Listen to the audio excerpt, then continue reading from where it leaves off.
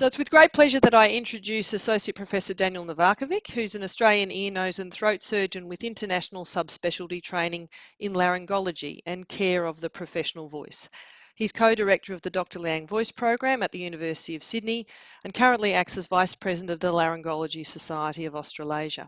He runs a clinical laryngology practice in Sydney, Australia, and has multiple active research interests in the field. Are we good to go? Over to you, Dan. Thank you very much, Kate, for that wonderful introduction, and thank you to everyone for joining us here tonight.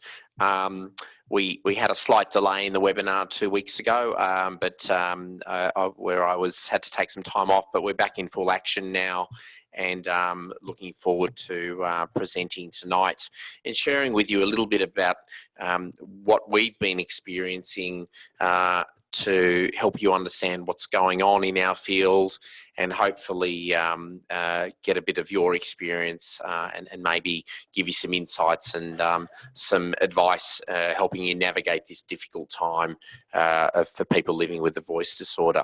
So since March, this has been my world. It's been completely turned upside down. We were sort of tracking along well. We've all had a very difficult time in Australia with the bushfires last year, and then the drought, and then this thing hit in February, March, and it's really tipped everything upside down for us clinicians, as well as for the general public. So COVID-19 hit us, and then we've learnt a few things over the past few months. We've learnt that about 80% of people will have a mild to moderate flu-like illness and recover. Especially younger people, and initially we thought, wow, this is great. You know, it'll come in and it'll leave. Everyone will get it. But then we started to understand that there were higher risk groups, and that included people over 70, people with comorbidities, so breathing problems, lung problems, blood pressure issues, people who are heavier. Males seem to be affected more with respect to the risk of serious morbidity, pregnant people, and possibly even cigarette smokers. And the next thing we learnt is that this wasn't just a normal virus, that it was extremely infectious. And not only was it transmissible via droplets, which is coughing and coughing on people and sneezing and blowing your nose, but also via aerosol transmission. And the aerosol transmission particularly gets very scary for us as clinicians, because a lot of what we do involves creating aerosols, especially as ENT surgeons. We've learned that the virus can survive for up to a few days on certain surfaces, and we've learned that there is a silent carrier period of somewhere between 2 and 10 days. Some people continue to be silent carriers without ever exhibiting any symptoms. It got sort of scary when we started to learn that loss of taste and smell might be the only sign. Thankfully, most cases we've seen recovery of taste and smell. And what really scared us back then in February and March is the potential for this condition, as we've seen elsewhere in the world, to overwhelm our health system.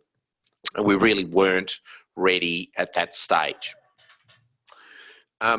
With ENT, we started to get scared when we started receiving reports from our colleagues in the UK and in Iran of serious illness and even death in some, not just older people, but young ENT surgeons from doing routine clinical visits. So they'd see a patient in the clinic who, you know, may have been symptomatic or not, who'd, you know, maybe cough in their face. And we think that when there's a high viral load, we get a more severe infection, and the highest viral load is in the lungs and the throat. And that's where we work as ENT surgeons. And we started hearing reports that procedures that generate aerosols, as I spoke before, may be high risk.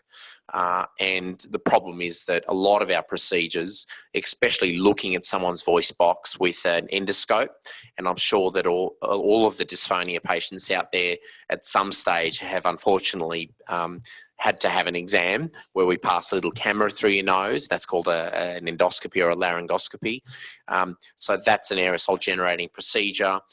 Any sort of cough testing, respiratory function testing, tracheostomy care, basically any operation in the mouth, nose or throat can be considered an aerosol generating procedure. And we became very, very scared at that stage.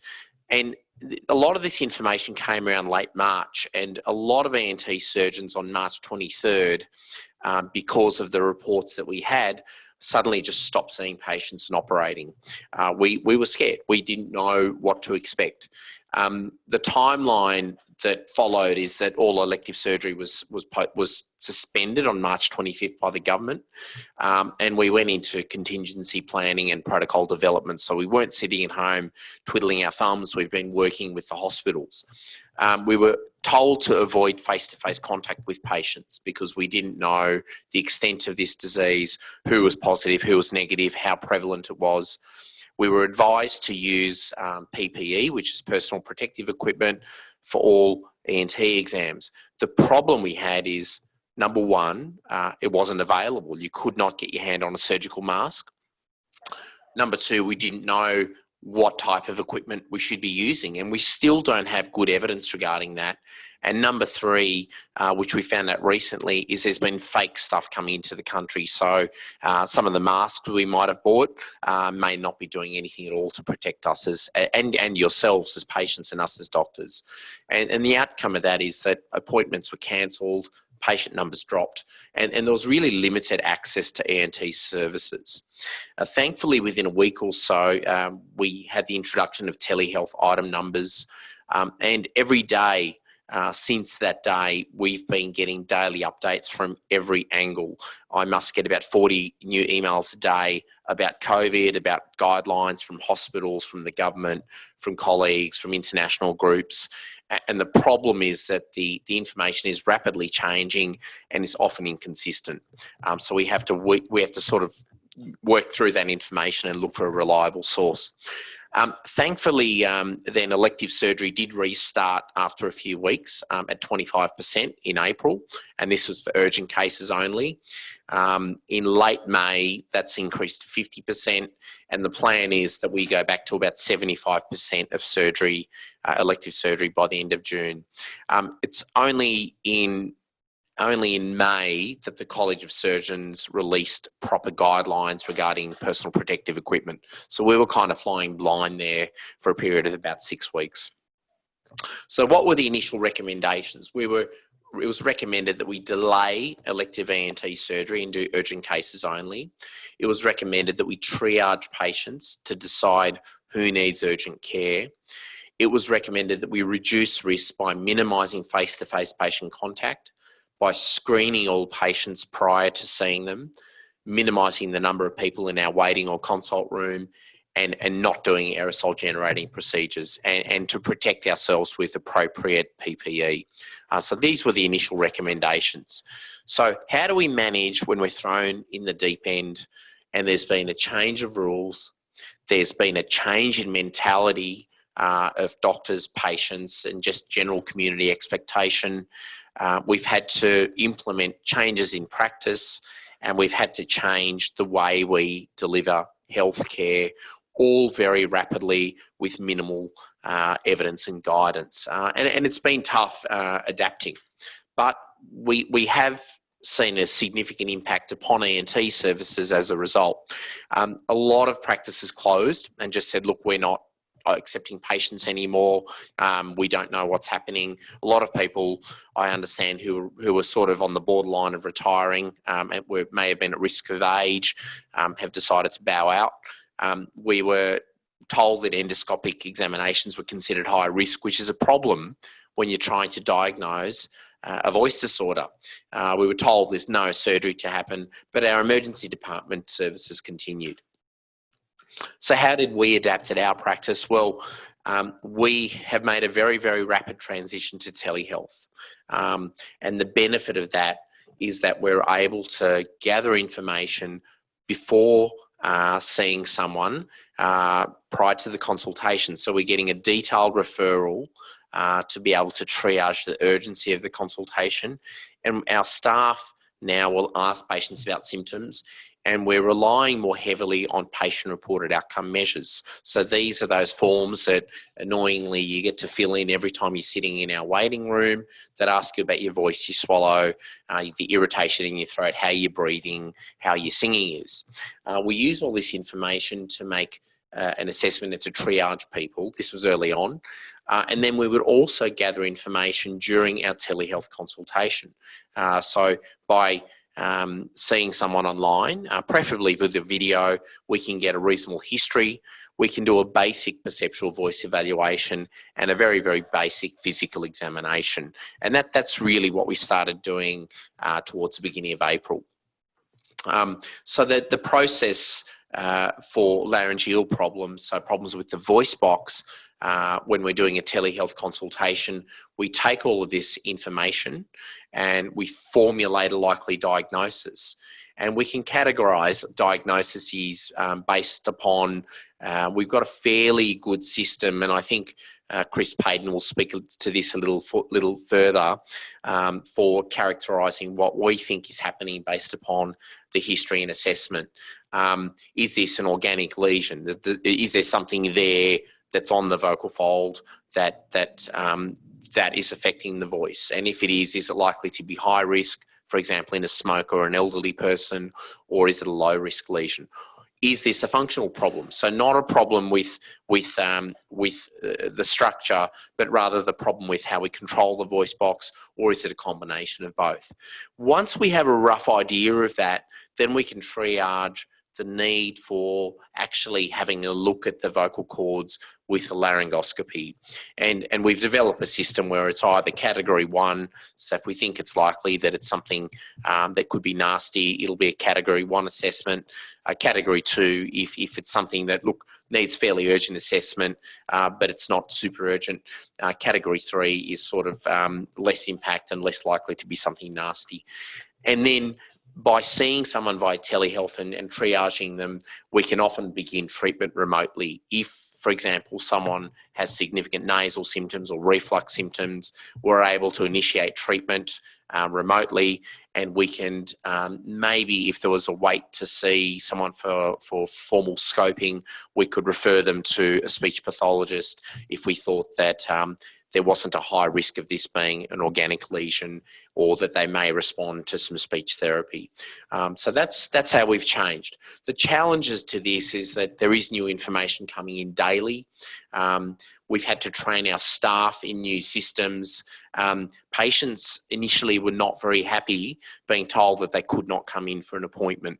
And even now it's very, very difficult for our staff to explain why we've got this need for telehealth to reduce face-to-face contact, and it's just a system we've implemented.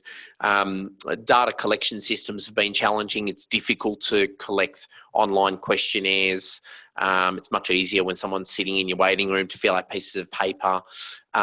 Billing and Medicare has been a challenge, and there's been technical challenges with internet dropping out, with video conferencing, and of course we've had to preserve our personal protective equipment. And even now we're running out of gowns, and we don't have access to a place to buy more protective gowns, so which is what we need to scope people. So we've got limited resources, and we're making do with that. The good news, though, as everyone's aware, is that the curve has been flattened. It's been squashed in Australia, and most of our new cases are now coming in from overseas. And the risk now of an asymptomatic community infection, that means the risk that a person who walks into my office who doesn't have any symptoms of COVID, who doesn't have upper respiratory infection, or who does not have a cough or a fever, is about 1 in 100,000. So it's extremely, extremely low at the moment. And the other thing that we've learned is that although aerosol procedures can transmit virus, there's much less virus in aerosolized procedures than there is by someone coughing on you. And PPE has been become a little bit more available, although as we said, there's fake stuff out there that concerns us.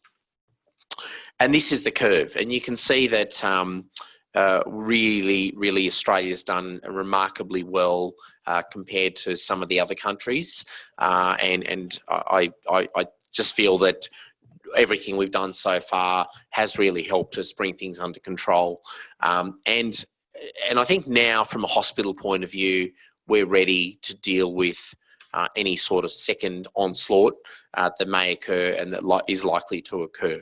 And this looks at the new cases. I don't have the latest data from the last few days. I understand that's gone up a little bit, and we expect to see another sort of increase in the next few weeks. But hopefully things will remain under control if our borders are controlled and we can trace people. So moving forward, there has been a gradual resumption of ENT services, both in the clinic and surgically based on priority. From our point of view, it's not unusual to expect that your consultation may be separate from the examination process. And we have increased safety precautions and increased protective equipment. And I'll talk a little bit more to that in another section. So how are patients with dysphonia managing during the COVID crisis? We've had feedback from patients with voice disorders that they're really struggling during this point in time, and they're struggling because they can't necessarily use the phone as easily as normal. The main concern that people are having is that people think they're sick and are avoiding them. And this is a little bit of a universal concern, not just with voice patients, but with a lot of our patients who have chronic breathing problems and problems with chronic cough and throat irritation. Questions about should we be wearing a mask? Does a mask, may make it more difficult to be understood? Is that necessary to wear a mask? Is it safe to come to the doctor for usual treatment? I would say yes, it is at the moment. We're in a good position, and your doctor hopefully has implemented the similar safety precautions that most of us have now. Aren't the doctors too busy? We're here, we're available. The expected onslaught we expected in the public hospital system has not eventuated so far. So we're not too busy to see people with voice problems and breathing problems. What services are available right now? I think that you'll find that there is an increased availability of access to ENT surgeons. And I think that certainly things are freeing up, and I think that you are able to book in and see people. Telehealth, we found, has been working for voice problems for the initial assessment and triage process. I do prefer to see someone on the screen. It's very difficult to do a telehealth conversation for a voice problem for a dysphonic patient without seeing them. I think we get a lot of value in a visual interaction as well. So there is great value in that rather than being on the telephone. But as explained before, we can glean a lot of information and make assessments based upon what the information we gather prior to and during the consultation. And how do we support people with chronic dysphonia? And this is not just a COVID issue, it's an ongoing issue where truly the Australian Dysphonia Network comes into play. We acknowledge that COVID-19 has had a significant impact, especially on patients with chronic dysphonia, both in the external perception and judgment by other people in the community. We understand that you are experiencing greater communication challenges, and we understand that there has been limited access to ENT and speech pathology services, both for diagnostic and therapeutic reasons. But also there seems to have been a change in vocal demand. So on the plus side, a lot of our patients who have had high vocal demands, for example, school teachers, have at least had a little bit of a break from conditions that may have put their voice under stress. And we see this in gym instructors, school teachers, any professional voice users. During the social isolation, vocal demands might have decreased. On the other hand, we're all facing different struggles financially and obviously with respect to the social isolation. One of the major problems is that there's limited information available, and this information is based upon limited evidence. We just haven't had the evidence to sort of understand what to do, but that continues to develop, and there's certainly some research we're doing at the moment looking at the impact of COVID-19 on health services in Australia for voice people. So what's my advice for patients? We understand times are challenging, but there is light at the end of the tunnel. Draw upon your resources, draw upon patient support groups, understanding family and friends. There's always a friendly ENT surgeon available or a speech pathologist somewhere there who can help and help address any questions. And we're always available via telehealth if necessary. So the next section I wanted to speak to is how do we remotely manage patients with laryngeal problems during COVID-19. And as mentioned before, it's not only voice that's affected by laryngeal problems, but it can also affect the functions of breathing, swallowing and sensation in the throat. And all of these functions are normally taken for granted.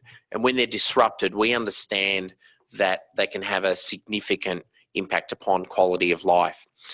As we already said, our initial telehealth assessment is designed to minimise face-to-face contact, collect all the relevant information, make a likely diagnosis and assess the urgency. And in the meantime, we start to assess what other tests can we do, can we start treatment in the meantime, such as speech therapy or medical therapy. I've already spoken about tools, patient-reported outcome measures for subjectively measuring how your voice is going, endoscopic examination, so laryngoscopy. We're doing that once again. We've restarted that with the appropriate gear. Sometimes we use imaging in lieu of other measures such as CT scans, and of course acoustic analysis. And I think Kate can probably talk a little to that about what we're doing in terms of voice recordings and analysis. But they're all ways we can assess the laryngeal problems. So for our existing patients, what we want to know is, are your symptoms stable? How are they functioning with their current vocal load? If they're airway patients, is the breathing stable, safe or deteriorating? And do we really need them to come in for a laryngoscopy at this time? And generally, if someone's tracking well and doing well in terms of their patient-reported outcome measures and their coping, generally we'll say, look, we don't really need to see you urgently at this stage. Let's postpone the examination for a little while, or you might say, look, things aren't going so well, you might need to come in a little sooner. I won't talk too much about airway symptoms, but we can, we ask about breathing problems, and that's been the most challenging because people who need breathing procedures done on their voice box or on their windpipe have really had limited access to that. But we can certainly track voice symptoms by using, for example, percentage normal function scales. And any of my patients that have had treatment for of injections into the voice box for muscle relaxation know that they have to do homework, and there are different tools available to track the voice. Either we can do that daily or weekly, but often I find that the patient symptoms are more important than what we see on the endoscopy when we're tracking patients we already know. So how you're feeling and what you're reporting is really more important than what I'm seeing with my camera. So once again, how have we been? How have things changed? We're screening all patients before we see them with questionnaires. In the office, where initially we were avoiding anaesthetic sprays, wearing appropriate equipment, sort of avoiding invasive procedures such as office-based steroid injections. In the OR, once again, figuring out what sort of equipment we need to protect ourselves, modifying the surgical techniques that we normally use. Things have had to change to minimise risk, avoiding things like laser procedures, which can be at higher risk of generating aerosols. and things like jet ventilation, which is an anaesthetic technique. So we've really had to change what we do on a practical basis. This is our office at the moment, and the aims of the changes in the office are to reduce the risk to both the patients and the healthcare workers. You'll see little arrows for where people have to stand. There's hand sanitizer available. We check your temperature on arrival. We like to have no more than two patients in the waiting room. So we've separated the consult and exam rooms, once again to minimise risk, with their specific procedure times and procedure days for exams. And we're doing a fairly comprehensive room clean in between every patient's with appropriate cleaning agents, which once again weren't available 4 weeks ago. We've got special scope cleaning techniques for coronavirus, and we've started to use extractor fans in a negative pressure room to reduce the risk of transmission between patients and between healthcare worker and patient. And this is changing over time. What sort of personal protective equipment do we use and who uses it? Do we give it to admin staff? Do we give patients masks? Do we give healthcare workers masks? This is our nurse, Kate. She's donned in full gear with a respirator. And the problem is that there've been limited availability of guidelines. We've just started to get some governing body and institutional guidelines, and they vary between hospitals and between places. And there's lots of considerations. What sort of masks should we use? Normal ones, N95 masks. Should we be using respirators? If we use masks, there's no point using them if they don't fit properly or if they're fake masks. And not only do you use them, but how do you put them on and off without contaminating yourself and giving yourself coronavirus if the patient had it? Should we be reusing equipment? How do we clean equipment? So all of these challenges we've been dealing with and to make it safe for people to come in and to continue receiving their services. So I think from my point of view, in summary, we all know that COVID-19 has had a significant impact upon ENT and laryngology services and the accessibility of those services for people with dysphonia. We've had to rapidly adapt with telehealth, triage, earlier referral to speech pathology, and using protective equipment that we didn't normally need to use. We've been triaging new airway and voice patients to allow assessment of urgency for scoping, and there's been increased reliance upon remote monitoring and formulating an early management plan in case things don't go so well.